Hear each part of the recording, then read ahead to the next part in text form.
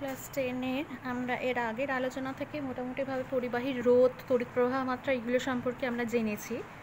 আমরা জানি যে রোধ পরিবাহীর মধ্যে দিয়ে তড়িৎ প্রবাহ মাত্রাকে বাধা প্রদান করে। কিন্তু আমাদের এতদিনকার যে আলোচনাগুলো ছিল আমরা সেখানে কিন্তু কিছু একদম সিম্পল কিছু সার্কিটের কথা বলেছিলাম, মানে একদম সাধারণ কিছু বর্তনী যেখানে কিনা একটাই মাত্র রোধ ব্যবহার করা হচ্ছে, আমরা সেই ব্যাপারটা দেখেছিলাম। কিন্তু এমন অনেক সার্কিট বা বর্তনী হতে পারে যেখানে কিনা একাধিক রোধ ব্যবহার হতে পারে।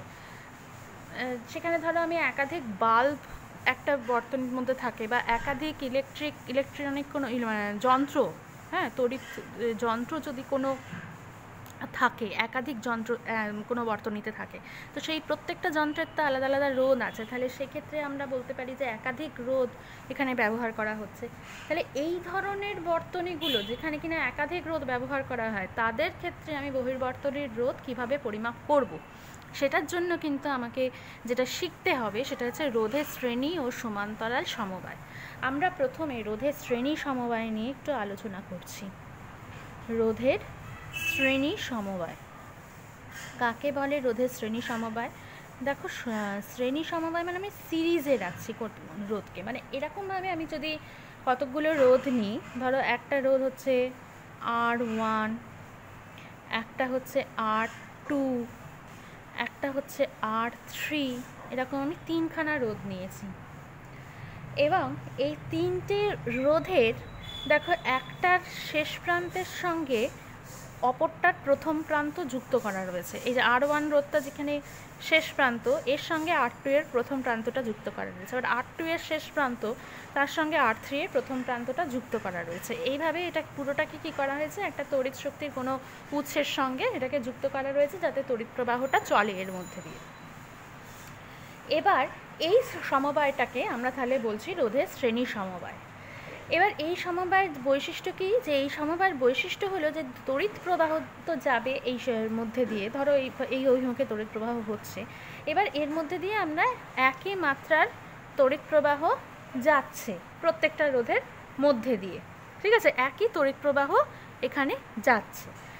এবার এইখানে দেখো আমি যদি এই প্রত্যেকটা প্রান্তকে যদি আলাদা আলাদাভাবে চিহ্নিত করি, এই যে আমি ধরো এই R1 রোধদার দুই প্রান্ত, সেটাকে যদি আমি এভাবে চিন্তা করলাম A এবং B।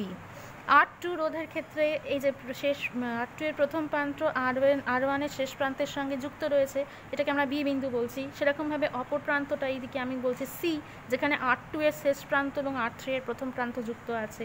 এদিকে R3 এর অপর প্রান্তটাকে আমি ধরে নিচ্ছি D, এইভাবে আমি ধরে নিলাম। এবার এই শ্রেণী সমবায়টা আমার যে মূল বর্তনী মানে কি? মূল বর্তনী কিন্তু এখানে শেষ নয়। বর্তনী মানে এখানে একটা তড়িৎ শক্তির উৎস থাকবে, মানে একটা ব্যাটারি বা কিছু থাকবে, তার সঙ্গে পুরোটা যুক্ত রয়েছে। তাহলে A আর D বিন্দুতে কিন্তু এই পুরো জিনিসটা কি পুরো মানে বর্তনীর সঙ্গে মূল যে বর্তনী তার সঙ্গে যুক্ত হয়েছে। এবার আমি ধরে নিচ্ছি যে এখানে A থেকে D এর দিকে I তড়িৎ প্রবাহ হচ্ছে। এবার A বিন্দুতে তড়িৎ বিভব, B বিন্দুতে তড়িৎ বিভব, C বিন্দুতে তড়িৎ বিভব এবং D বিন্দুতে তড়িৎ বিভব আমি আলাদা আলাদা করে ধরে নিচ্ছি। A, B, C O D বিন্দুতে তড়িৎ বিভব যথাক্রমে ধরে নিচ্ছি কি VA, A বিন্দুতে VA, B বিন্দুতে VB, C বিন্দুতে VC, D বিন্দুতে VD, এরকম। তাহলে আর তড়িৎ প্রবাহ যেটা যাচ্ছে সেটা বললাম যে I তড়িৎ প্রবাহ এখানে যাচ্ছে। তাহলে আমি এখানে ওহমের সূত্র থেকে আমি পাচ্ছি, ওহমের সূত্র থেকে দেখো R1 রোধের বেলাতে আমি এই যে R1 রোধের দুই প্রান্ত কি A আর B, তাহলে বিভব পার্থক্য মানে হচ্ছে এখানে হবে কি VA মাইনাস VB, সেটা সমান সমান কি হবে I ইন্টু R1। আমরা সেটাই জানি ওহমের সূত্র থেকে V ইকুয়াল টু IR।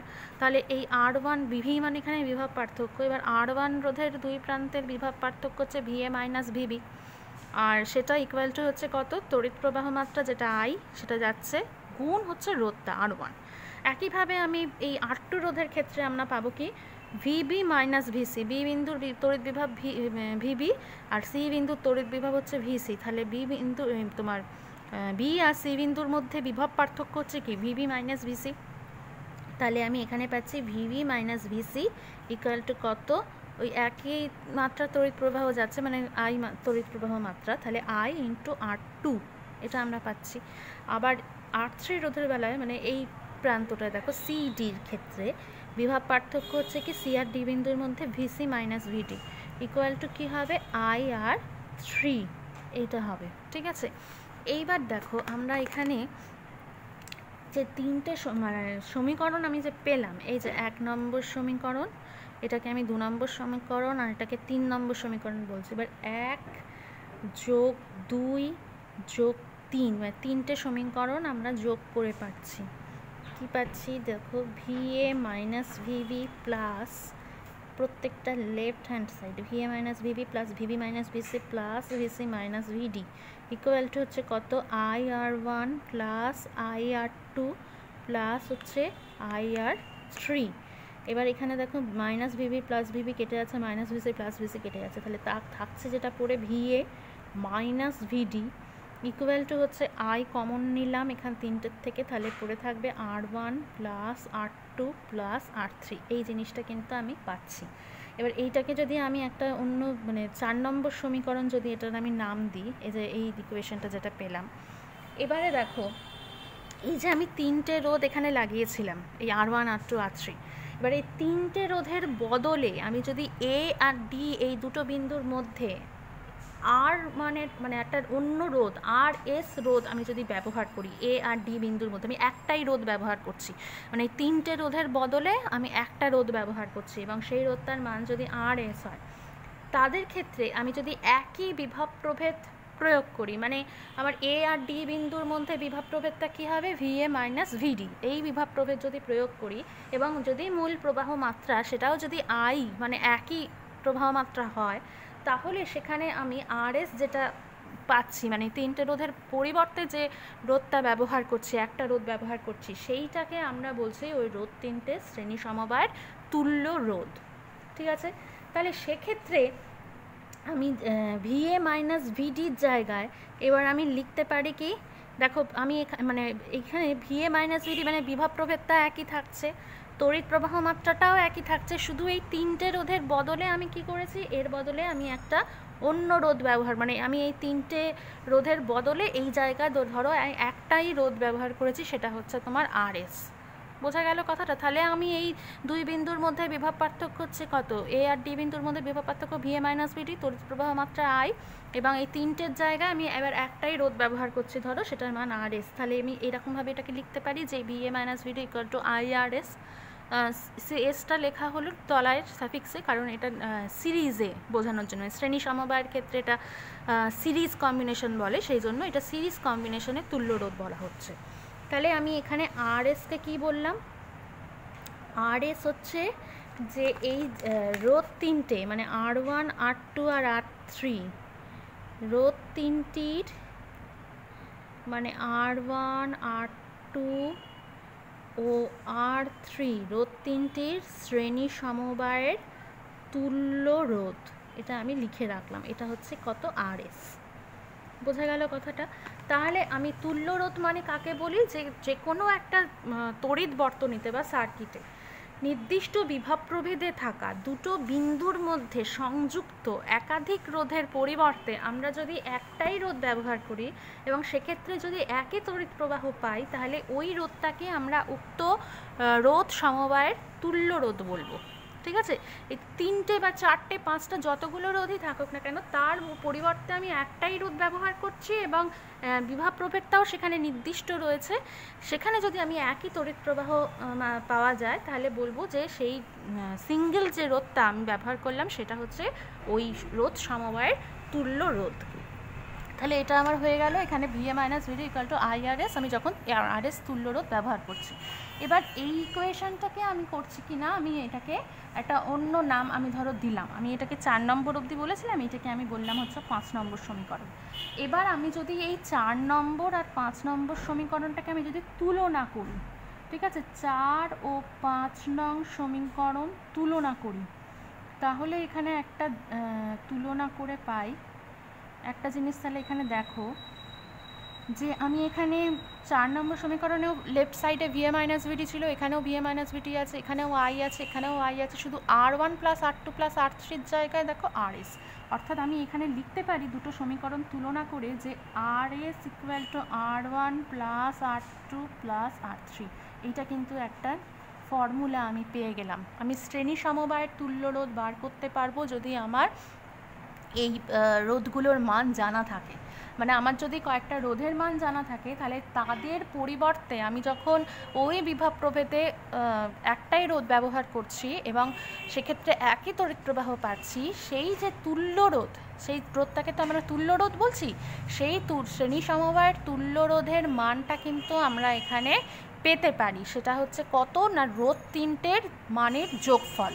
ঠিক আছে, R1 plus R2 plus R3। তাহলে এখানে পরিষ্কারভাবে যেটা দেখা যাচ্ছে যে শ্রেণী সমবায়ের ক্ষেত্রে কিন্তু যে মানে আলাদা আলাদা করে রোধগুলোর যা মান, তুল্য রোধটার মান কিন্তু তার প্রত্যেকটা রোধের মানের থেকে বেশি হবে। এটা কিন্তু পরিষ্কার। ধরো 2 ওহম, 3 ওহম আর 4 ওহম তিনটে রোধ ছিল, তাহলে কি হবে, এই যে RS এর মানটা 2, 3 আর 4-এর যোগফল হয়ে যাচ্ছে, তবে 9 ওহম, তাহলে প্রত্যেকটা রোধের মানের থেকে কিন্তু তুল্য রোধটা বেশি হচ্ছে। এটা কিন্তু আমাকে মনে রাখতে হবে যে শ্রেণী সমবায়ের তুল্য রোধের মান কিন্তু আলাদা আলাদা করে রোধগুলোর মানের থেকে বেশি হয়। ঠিক আছে, এইটা গেল আমাদের শ্রেণী সমবায়ের তুল্য রোধের ফর্মুলা। আচ্ছা, এইবার আমরা চলে আসব কি রোধের সমান্তরাল সমবায়। রোধের শ্রেণী সমবায় হয়ে গেল, এবার আমরা চলে আসছি কি রোধের সমান্তরাল সমবায়, প্যারালাল কম্বিনেশন। এটা ছিল সিরিজ কম্বিনেশন, এবার হচ্ছে প্যারালাল কম্বিনেশন। এখানে এবার কি সমান্তরাল সমবায় মানে কি? শ্রেণী সমবায়ের ক্ষেত্রে তো দেখেছিলাম যে একটা রোধের শেষ প্রান্ত অপর রোধের প্রথম প্রান্তের সঙ্গে যুক্ত আছে, আর সমান্তরাল সমবায়ের ক্ষেত্রে যেটা হবে, এখানেও আমরা তিনটে রোধ নিচ্ছি, ধরো এরকম R1, R2 আর R3। এই রোধগুলোর তিনটেরই মানে যতগুলো রোধে আমি নিই না কেন, তাদের এক প্রান্ত একটা নির্দিষ্ট বিন্দুতে যুক্ত থাকবে এবং অপর প্রান্ত আর একটা অপর নির্দিষ্ট বিন্দুতে যুক্ত থাকবে। মানে কীরকম ব্যাপারটা আমি দেখাচ্ছি। এই ধরো একটা রোধ, এটা হচ্ছে ধরো R1 রোধ, পরের রোধটা ধরো এটা R2 রোধ, এটা ধরো R2 রোধ। ঠিক আছে, এটা হচ্ছে R2 রোধ, আর তারপরেরটা ধরো এরকম R3 রোধ। তাহলে এইখানে যেটা দেখা যাচ্ছে যে আমি A আর B এই দুটো বিন্দু যদি আমি বলি, এই দুটো বিন্দু, তাহলে এই তিনটে রোধেরই একটা প্রান্ত A বিন্দুতে যুক্ত রয়েছে এবং অপর প্রান্তটা কিন্তু B বিন্দুতে যুক্ত রয়েছে। ঠিক আছে, তার মানে এইখানে কিন্তু আমরা এই সমবায়টাকে বলবো সমান্তরাল সমবায়। মানে এদের পরিবর্তে এবার যদি আমি একটা পৃথক রোধ ব্যবহার করি তাহলে কি হতে পারে এটা। এবার আমি এখানে যেটা করব, সমান্তরাল সমবায় তুল্য রোধের মানটা আমি বার করব। এবার এখানে যেটা দেখতে হবে, দেখো এই রোধ প্রত্যেকটা রোধের ক্ষেত্রে দু প্রান্তের বিভব প্রভেদটা কিন্তু একই। আমি ধরে নিচ্ছি যে এ বিন্দুতে তড়িৎ বিভব হচ্ছে VA আর বি বিন্দুতে তড়িৎ বিভব হচ্ছে VB, আমি এটা ধরে নিচ্ছি। তাহলে এ ও বি বিন্দুতে তড়িৎ বিভব যথাক্রমে হচ্ছে কি VA আর VB, যথাক্রমে VA ও VB। আর দেখো আরেকটা জিনিস, যে এইখানে কিন্তু আমার যদি I তড়িৎ প্রবাহ এদিক দিয়ে যায়, মানে মূল প্রবাহ মাত্রা, সেটা হচ্ছে তোমার I। এবার সেটা কিন্তু প্রত্যেকটা রোধের মধ্যে দিয়ে একরকম তড়িৎ প্রবাহ মাত্রা কিন্তু যাবে না, এটা ভাগ হয়ে যাচ্ছে।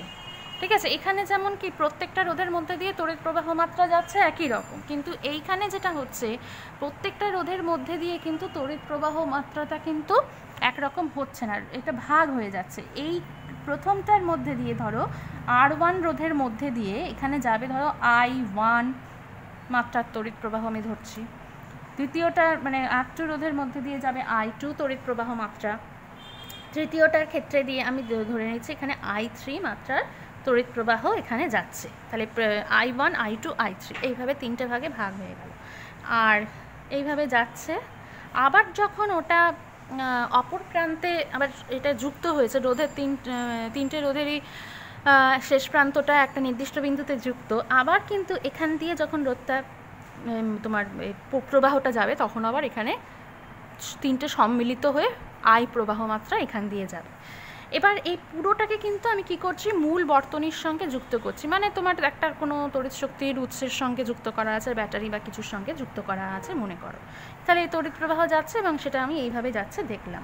এবার এখানে আমি যে জিনিসটা দেখতে পাচ্ছি সেখানে পরিষ্কারভাবে দেখো যে আমি তাহলে এখানে এ আর বি বিন্দুর তড়িৎ বিভব ধরলাম, তাহলে প্রত্যেকটা রোধের ক্ষেত্রে বিভব প্রভেদটা একই রকম হবে। আর সেখানে আমি বিভব প্রভেদটা আমি ধরে নিচ্ছি, বিভব প্রভেদটা আমি ধরে মানে ভিএ মাইনাস ভিভি তো হবেই, আমি জানি ভিএ মাইনাস ভিভি হবে বিভব প্রভেদ, এটাকে আমি ছোট করে আমি ভি ধরে নিচ্ছি, কারণ এখানে যেহেতু কোনো তোমার আলাদা বিভব প্রভেদ নয়, একই বিভব প্রভেদ, সেজন্য প্রতি ক্ষেত্রে আমি বিভব প্রভেদটা ভি ধরে নিচ্ছি। এখানে তড়িৎ প্রবাহ মাত্রাটা আলাদা, তাহলে আমি এখানে দেখো এটা বলতে পারি যে তোমার R1 রোধের বেলায় ভি ইকুয়াল টু, আমরা বলতে পারছি না যে I1 R1, এটা বলা যায়। আচ্ছা, তারপরেরটা দেখো ভি ইকুয়াল টু, আবার দ্বিতীয় রোধের বেলায় দেখো I2 R2, I2 মাত্রার প্রবাহ যাচ্ছে এবং R2 রোধের মধ্যে দিয়ে বিভব প্রভেদ ভি, তাহলে এটা বলা যায়। আর তৃতীয়টার ক্ষেত্রে দেখো আমি বলতে পারি V equal two I3 R3, এটা কিন্তু বলা যাবে, ঠিক আছে। এবার আমি তিনটে ক্ষেত্রেই করছি কি, I1 I2 আর I3 এর মানটা বার করছি।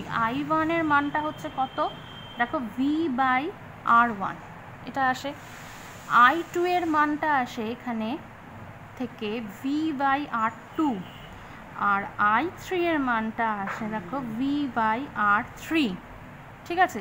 এইগুলোকে আমি 1 নম্বর 2 নম্বর আর 3 নম্বর ইকুয়েশন নাম দিয়ে রাখলাম, I3 এর মান বার করেছি। এবার যেহেতু I প্রবাহটাই এখানে তিনটে ভাগে ভাগ হচ্ছে, তাহলে আমরা এইটা লিখতে পারি যে I equal to I1 plus I2 plus I3, এটা কিন্তু লেখা যায়, ঠিক আছে। আচ্ছা, এইবার ধরো আমি এই তিনটে রোধের বদলে আমি এই জায়গায় একটাই রোধ ব্যবহার করছি, এবং সেক্ষেত্রে ধরো আমি এই তিনটে রোধের বদলে আমি একটাই রোধ ব্যবহার করছি, এবং সেখানেও কিন্তু বিভব প্রভেদটা ওই একই রয়েছে, আর মূল বর্তনীর যে মূল প্রবাহ মাত্রা সেটাও হচ্ছে তোমার একই রয়েছে, মানে আই প্রবাহটাই যাচ্ছে, আর বিভব প্রভেদও এখানে একই রয়েছে। অর্থাৎ আমি এখানে তোমার এটাকে ভিএ মাইনাস ভিভি, মানে ভি তড়িৎ বিভব পার্থক্য, এটাই আমি ধরে নিচ্ছি। তাহলে এখানে যেটা দেখতে পাচ্ছি, এই তুল্য রোধের বেলায় আমি যদি সমবায়টা তুল্য রোধের মান যদি আরপি হয় প্যারালাল কম্বিনেশনের জন্য, ঠিক আছে, এই তিনটে রোধের বদলে আমি একটাই রোধ ব্যবহার করছি, একই বিভব প্রভেদে, এবং তড়িৎ প্রবাহ মাত্রাটাও সেখানে একই হচ্ছে, মূল বর্তনীর যে বর্তনীর মূল প্রবাহ মাত্রাটা একই হচ্ছে, মানে আই প্রবাহ মাত্রাই যাচ্ছে।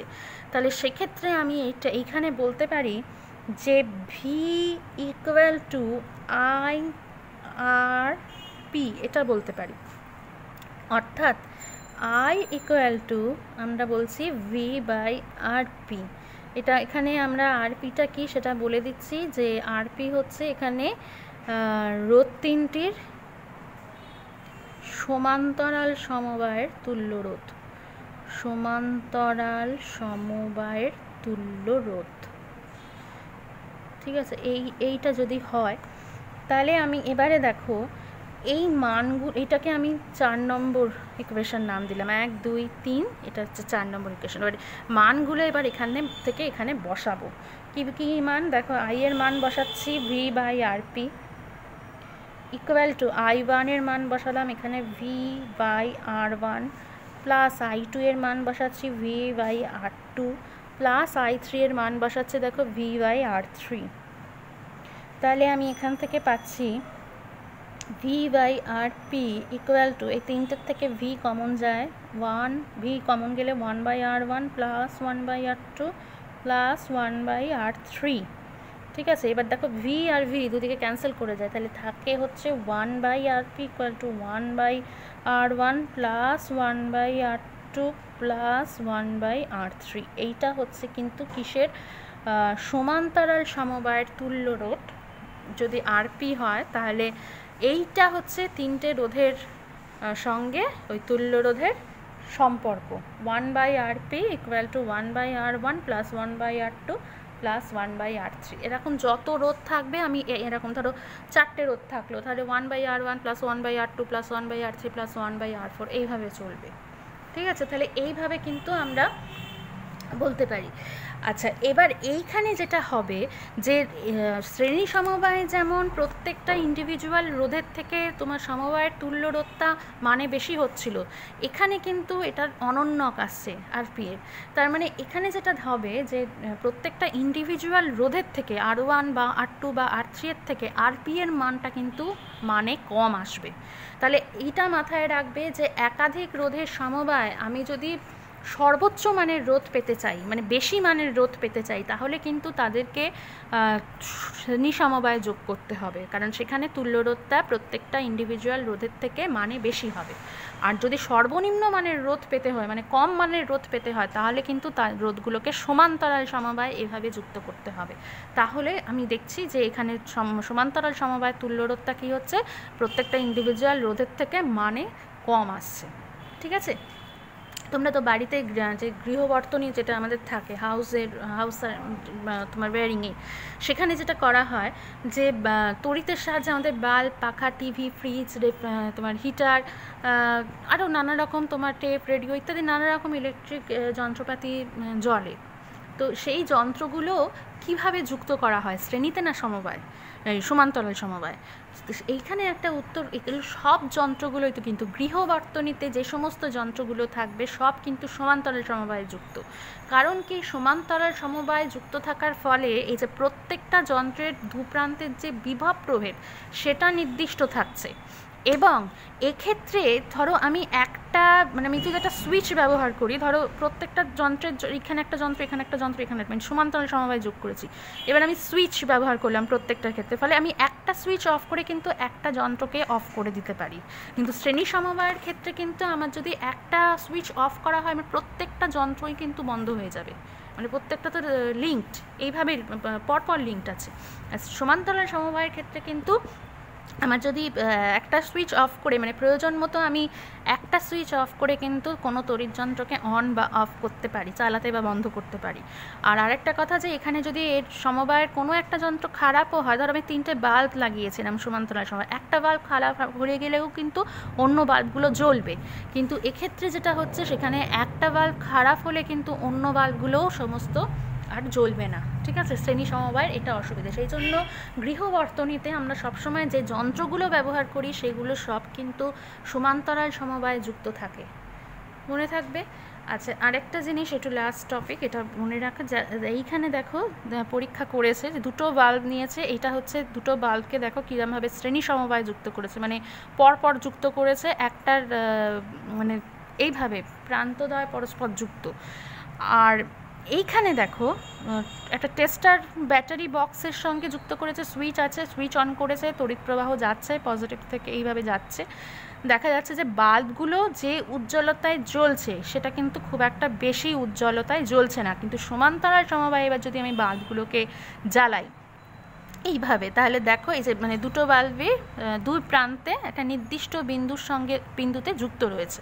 তাহলে এই ক্ষেত্রে কি হচ্ছে, এই ক্ষেত্রে কিন্তু আমি তোমার এই বাল্বগুলোকে দেখা যাচ্ছে যে উজ্জ্বলতায় জ্বলছে, সেটা কিন্তু বেশি উজ্জ্বলতায় জ্বলছে। শ্রেণী সমবায়ের তুলনায় সমান্তরাল সমবায় বাল্বগুলো বেশি উজ্জ্বলতায় জ্বলছে, কারণ এক্ষেত্রে আমরা দেখেছিলাম যে সমবায়ের তুল্য রোধটা কম হয়েছিল, ফলে এইখানে কিন্তু বেশি উজ্জ্বলভাবে বাল্বটা আলো দেবে। আর এইখানে যেহেতু তুল্য রোধ শ্রেণী সমবায়ের ক্ষেত্রে বেশি হয়ে যাচ্ছে ইন্ডিভিজুয়াল রোধগুলোর থেকে, সেজন্য এখানে কিন্তু বাল্বগুলো অপেক্ষাকৃত কম উজ্জ্বলতায় জ্বলবে। ঠিক আছে, তাহলে এই হলো আমাদের এটা শ্রেণী সমবায় যুক্ত, আর এটা হচ্ছে সমান্তরাল সমবায়। পরের দিন আমরা এই শ্রেণী সমবায় এবং সমান্তরাল সমবায় সংক্রান্ত গাণিতিক সমস্যার সমাধান করব।